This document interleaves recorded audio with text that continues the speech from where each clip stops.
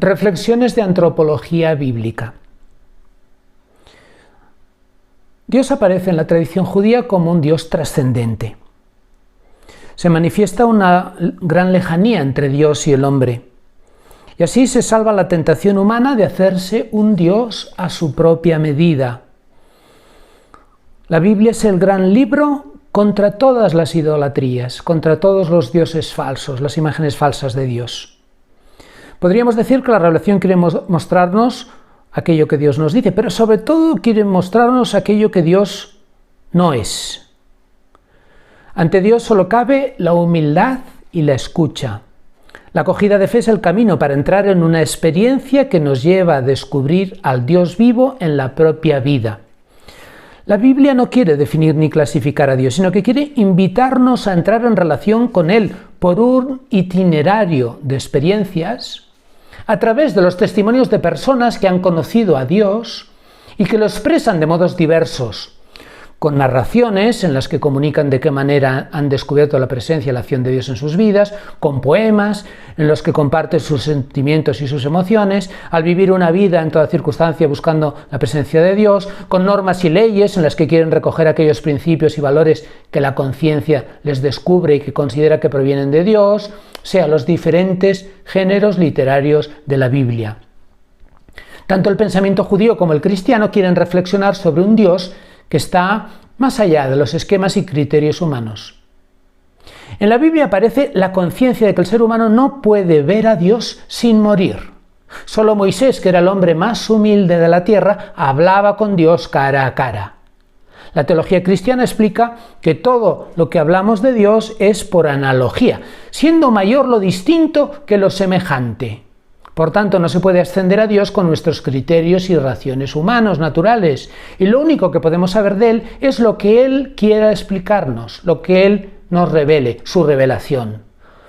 Pero también el conocimiento que recibimos de la revelación está mediado por nuestra capacidad y comprensión. El conocimiento tiene siempre un importante componente subjetivo. La Biblia es la palabra de Dios que ha sido recogida en el recipiente del ser humano. Es lo que el hombre ha ido entendiendo de Dios, de su mensaje, de su voluntad, y la Iglesia ha ido estableciendo como una especie como de filtro para distinguir lo que verdaderamente es palabra de Dios de lo que no. Y así surgió el canon bíblico. Se separaron unos libros de otros, aquellos que recogían más concentradamente el mensaje divino, y se distinguieron de otros en los cuales podía estar mezclado o que eran imaginaciones humanas. Así, con este criterio se ha ido guiando la historia de la Iglesia, con errores y con aciertos, pero buscando siempre aquello que Dios quiere decir.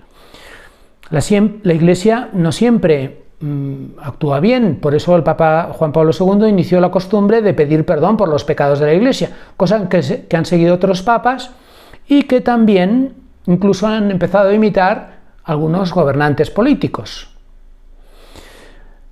Esto responde al conocimiento de la doble característica de la Iglesia, donde se unen de manera a veces difícil de separar las debilidades humanas, los pecados de los miembros y la gracia divina. El misterio del Dios desconocido es la protección para Dios mismo, para su iniciativa. Nos está evocando la verdadera identidad de la Iglesia. La Iglesia recibe una personalidad que le viene dada de la presencia de Dios en ella. La Iglesia es madura por la acción de Dios en ella. No es madura por la madurez individual de sus miembros, por la perfección de sus miembros, que han conseguido con sus propios esfuerzos eliminar todos sus errores e imperfecciones, o porque hayan estudiado mucho.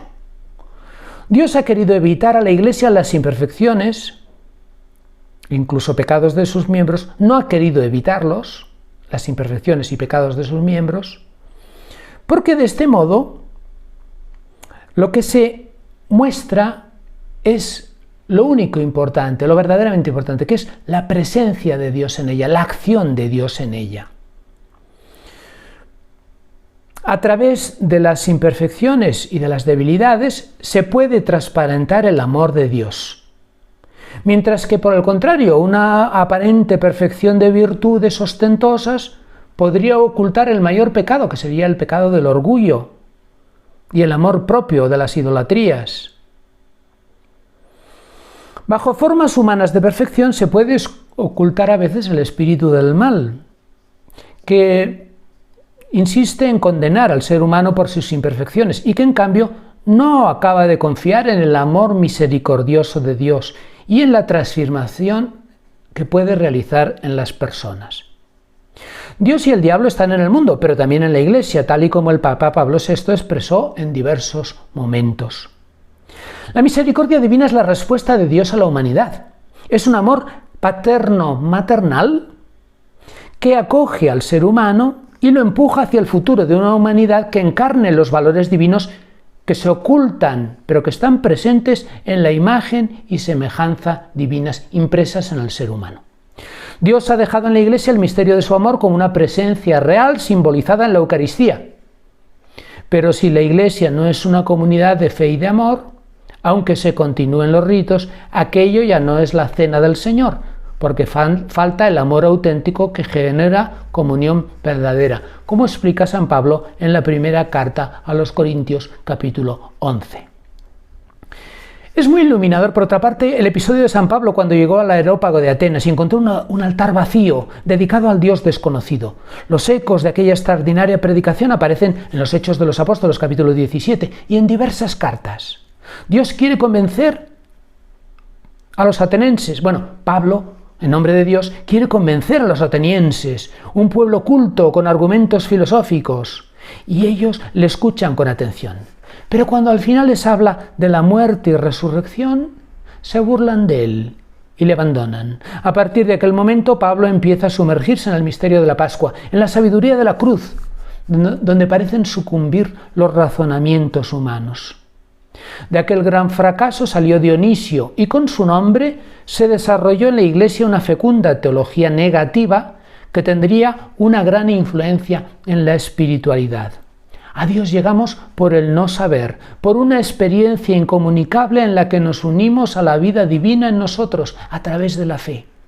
La experiencia cristiana brota de una experiencia de fe que conduce a obras de amor. Después podemos razonarlo y descubrimos aquellas razones que solo el corazón conoce, como diría Pascal, y que no contradicen los razonamientos humanos, pero que los superan y que van mucho más allá de ellos. Una tentación perenne del cristianismo es proponer ideas razonables y querer de este modo influir en la sociedad. En esta línea la Iglesia se ha aliado en muchas ocasiones con los poderes de este mundo para mejorar la sociedad.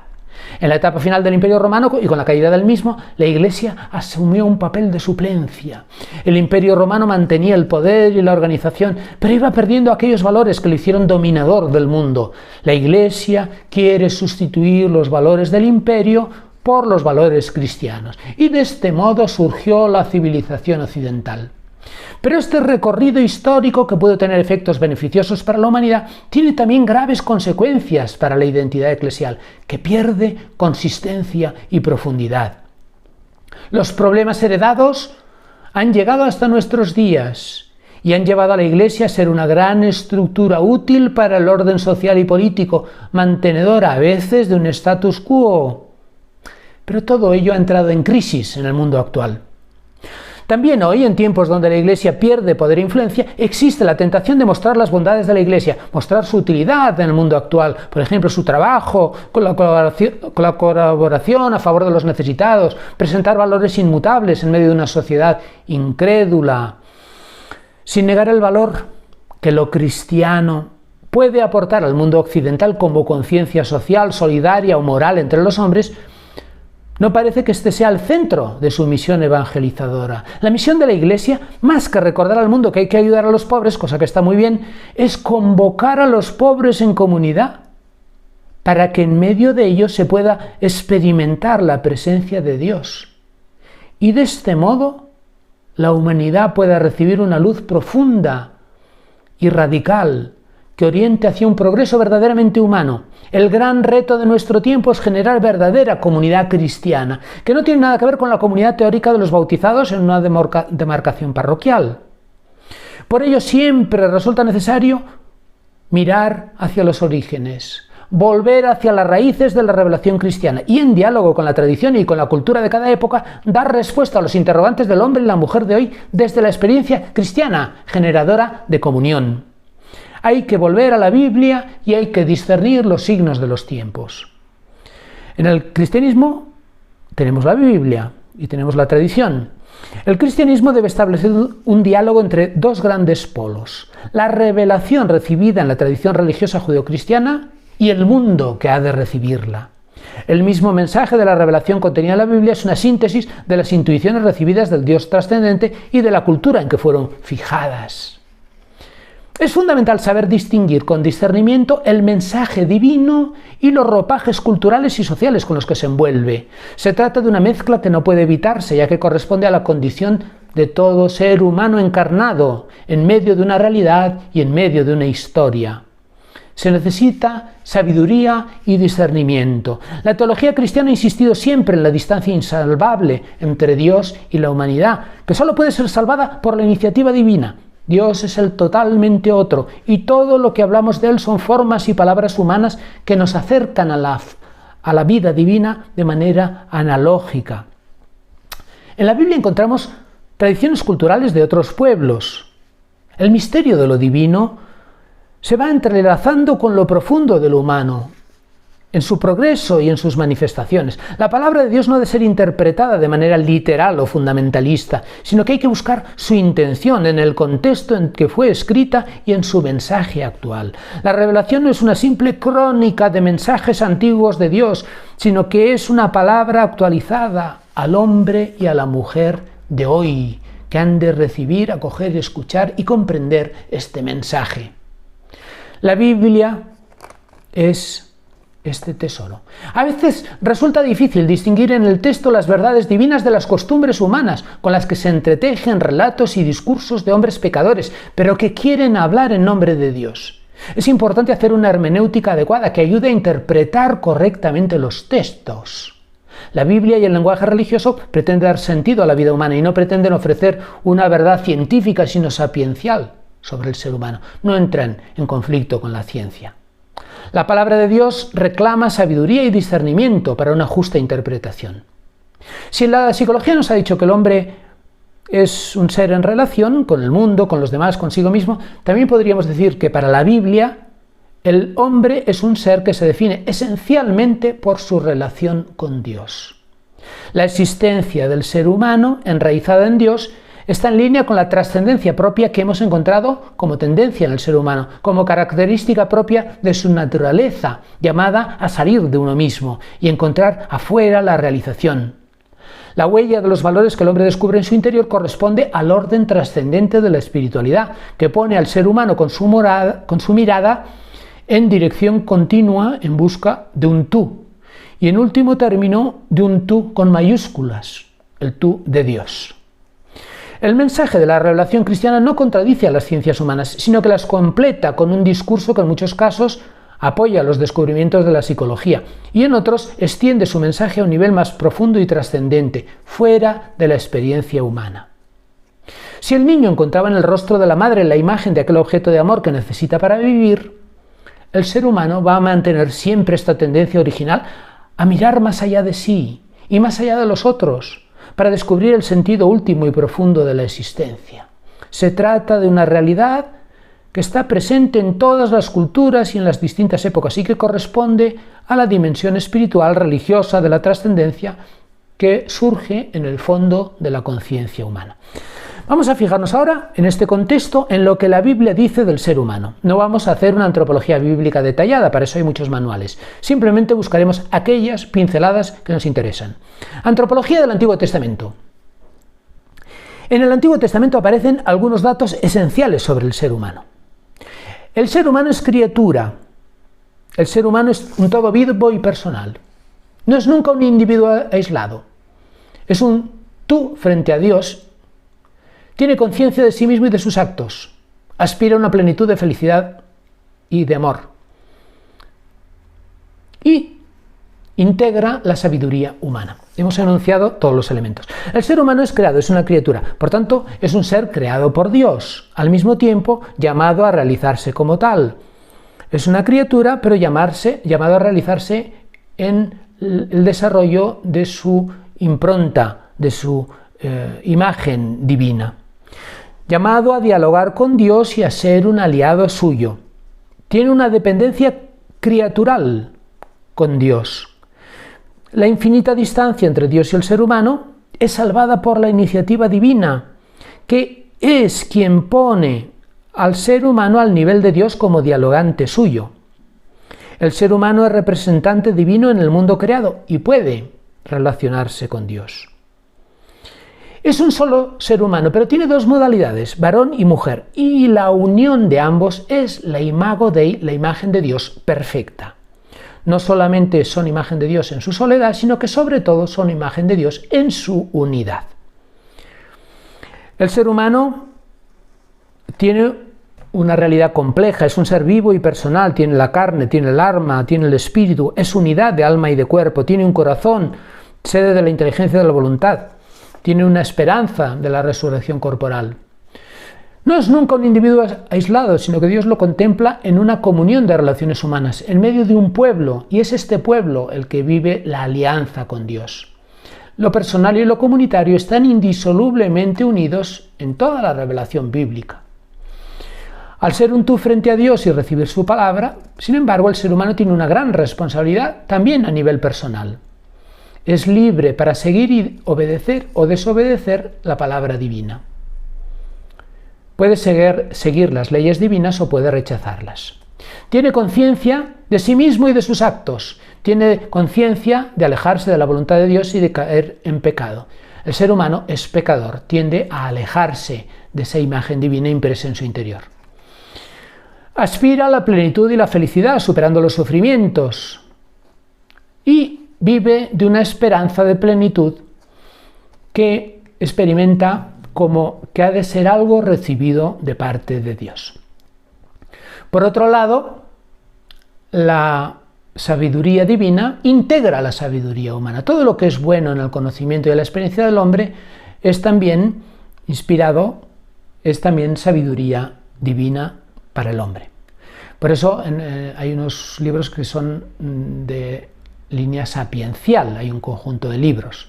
La reflexión de ideas y conceptos de la cultura griega se incorporan al final del Antiguo Testamento y también en el Nuevo Testamento. La razón y la sabiduría humana forman parte importante a través del discernimiento de la fe, de la espiritualidad cristiana y de aquello que Dios quiere. Dios habla en el corazón y en la mente del hombre y entonces sus expresiones también pueden ser palabra de Dios, sabiduría de Dios.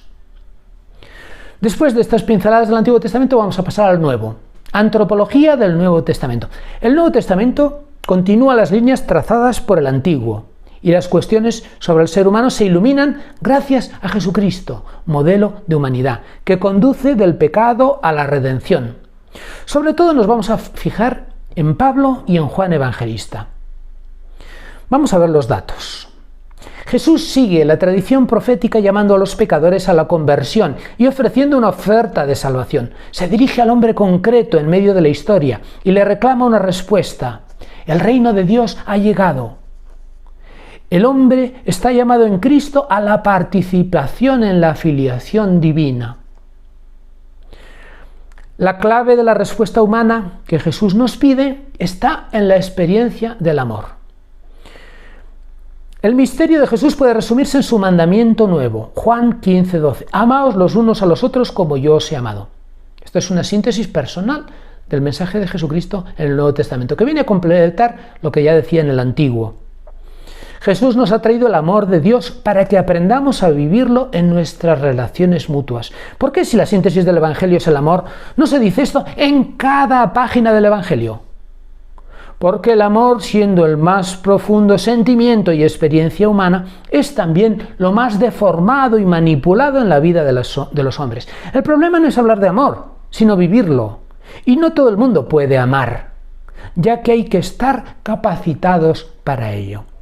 Por tanto, es más importante prepararse para poder vivir el amor que no hablar mucho de ello. El amor es la experiencia más profunda y culminante de la relación humana.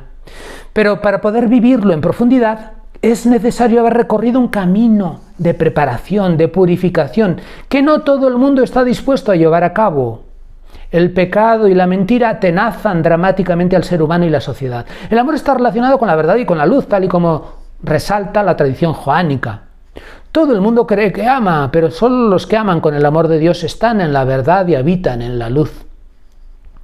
Lo propio de los cristianos maduros es la coincidencia en la luz de Dios. Y esta es precisamente la experiencia de la Iglesia, un grupo de personas que han sido convocados por la luz de Dios y que por eso pueden vivir unidos. La espiritualidad de comunión. El amor de Dios realiza la comunión en la comunidad. Nos hace estar unidos, aunque procedamos de ambientes y situaciones muy distintas. Lo que nos une es el amor de Dios, que es capaz de superar las diferencias personales. La experiencia cristiana contiene un itinerario que nos hace salir de la subjetividad y encontrarnos con el hermano en la objetividad del amor que respeta las diferencias. Este ha de ser el ambiente típico de la Iglesia, un ambiente de acogida, de amor y de unidad.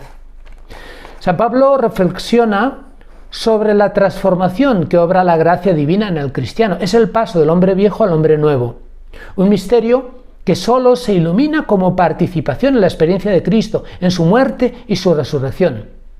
San Pablo distingue el hombre no redimido del hombre redimido y relativiza el papel de la ley de Moisés, cuyo cumplimiento era el culmen de la voluntad divina en el Antiguo Testamento. En el Antiguo Testamento la ley es la mediación para llegar a Cristo, fuente de libertad de los hijos de Dios y ley suprema. El cristiano es un hombre nuevo en una comunidad nueva que es la Iglesia. El mayor carisma es la caridad. La experiencia cristiana para Pablo es una experiencia de fe donde por mediación de la gracia de Cristo se perdonan los pecados y el hombre queda capacitado para realizar obras de acuerdo con la voluntad de Dios. Es la justificación por la fe. Por tanto, un camino que empieza por la fe, continúa por la esperanza y llega a la caridad. Es un camino de confianza en Dios que nos enseña a esperar y nos capacita para responder amando. Fe, esperanza, caridad, las virtudes teologales. Recordemos aquí el paralelismo con estas mismas experiencias que vimos en la experiencia primordial de personalización humana, experiencias que se generan en la psique humana en el proceso de personalización y en el camino de maduración y de realización humana a un nivel puramente psicológico. La gracia se asienta sobre la naturaleza, sin violentarla, más bien completándola con la luz que viene de lo alto. La experiencia cristiana se origina en una presencia divina paterna que nos hace salir del ensimismamiento egocéntrico, en el cual, en esta experiencia, aprendemos a confiar, que nos da esperanza y que nos va enseñando a amar en un contexto relacional y comunitario, con otras personas que tienen la misma intención que nosotros, la de aprender y vivir en el amor. Y esta vivencia de fe, esperanza, caridad guía la vida cotidiana de los cristianos en el mundo e ilumina también la vida nueva que esperamos, más allá de la muerte. El cristianismo propone una doble dimensión de realización presente y futura. Es la dimensión escatológica que se inicia de manera misteriosa en este mundo y se proyecta hacia el futuro más allá de la muerte, en otra dimensión. La tensión entre la escatología presente y la futura ha sido una constante en la vida de la Iglesia, que modela los estilos de vida cristiana en las distintas épocas. Vamos a acabar este apartado de esta reflexión. Hemos hablado de antropología en el Antiguo Testamento, hemos hablado de antropología del Nuevo Testamento. Vamos a hablar de los signos de los tiempos a la luz del libro del Génesis.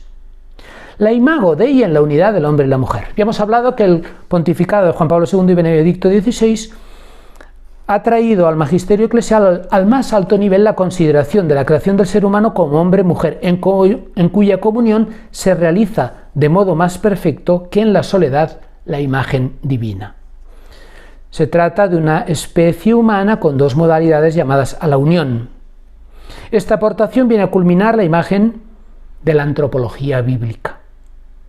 El hombre y la mujer están llamados a la relación de reciprocidad en ambas direcciones y se caracterizan por la identidad y la diferencia entre ambos. La imago Dei plantea el problema de si podemos incluir la sexualidad en la imagen divina. Sobre esto hay diversas opiniones. Nosotros nos inclinamos a pensar que sí, tal y como han sostenido con distintos planteamientos autores como Scheven, Prisara y Baltasar.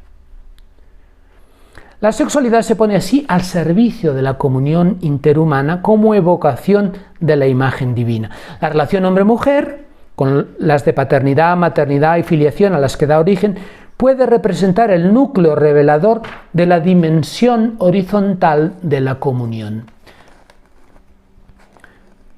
Penetrando la verdad sobre la Imago Dei, podemos comprender mejor en qué consiste el carácter personal del ser humano. Lo dice la Mulieris Dignitatem 7. Podríamos decir que el hombre y la mujer están unidos por un amor verdadero, viven la comunión y son la mejor imagen de Dios. Y de este modo son prototipo también para la vida del cristiano y para la vida de la Iglesia.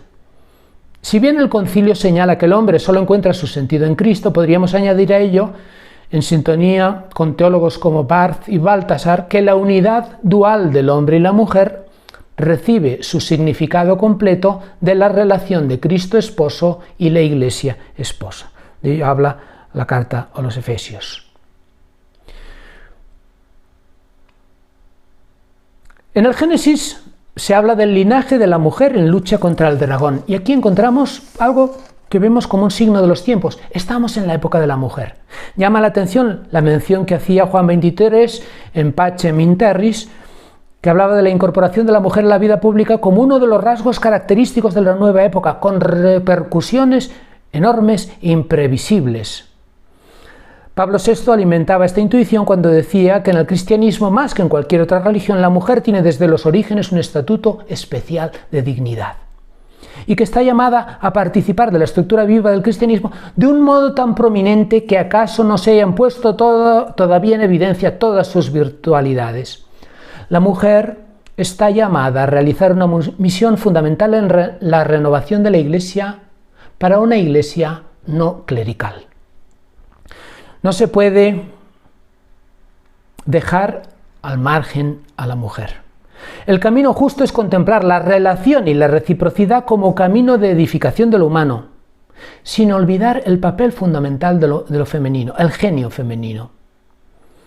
Un significado profundo debemos descubrir en la maternidad, que no es lo puramente físico y el hecho de cuidar a los niños, sino que es una dimensión de su personalidad que tendría que extenderse a toda la sociedad, que está demasiado masculinizada.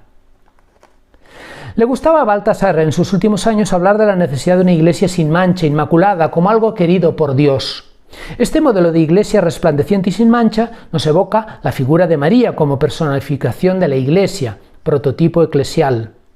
Las catequesis de Juan Pablo II, la carta apostólica Mulieris Dignitatem y otros documentos nos hacen intuir esa presencia de la mujer identificada con María como Madre de Dios, como eje de una nueva época en la vida de la Iglesia, cuyo marco va empezando a aparecer.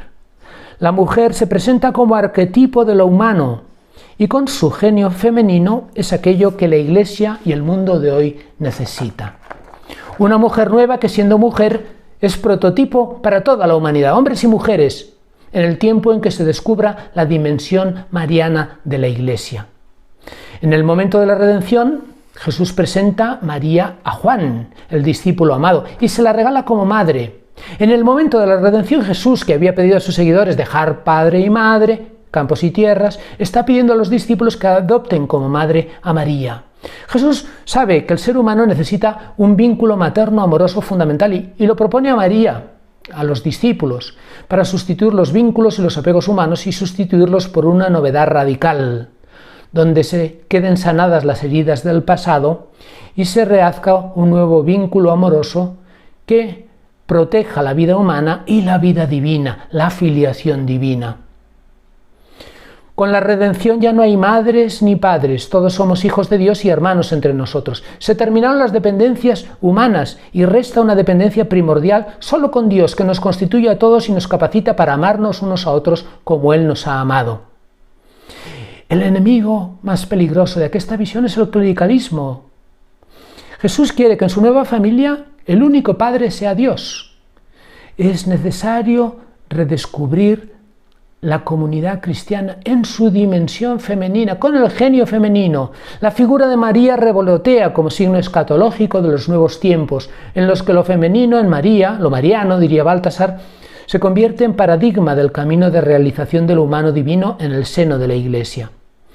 Hay que conseguir que la influencia femenina, el genio de la mujer, ayude a mostrar el verdadero rostro de la Iglesia. un rostro donde brilla la acogida y el apoyo maternal para hacer crecer a todos en humanidad. Que la Iglesia muestre el rostro de un espacio acogedor, de un hogar familiar, de una familia de Nazaret, una comunidad real que muestra el rostro humano y entrañable de la Iglesia.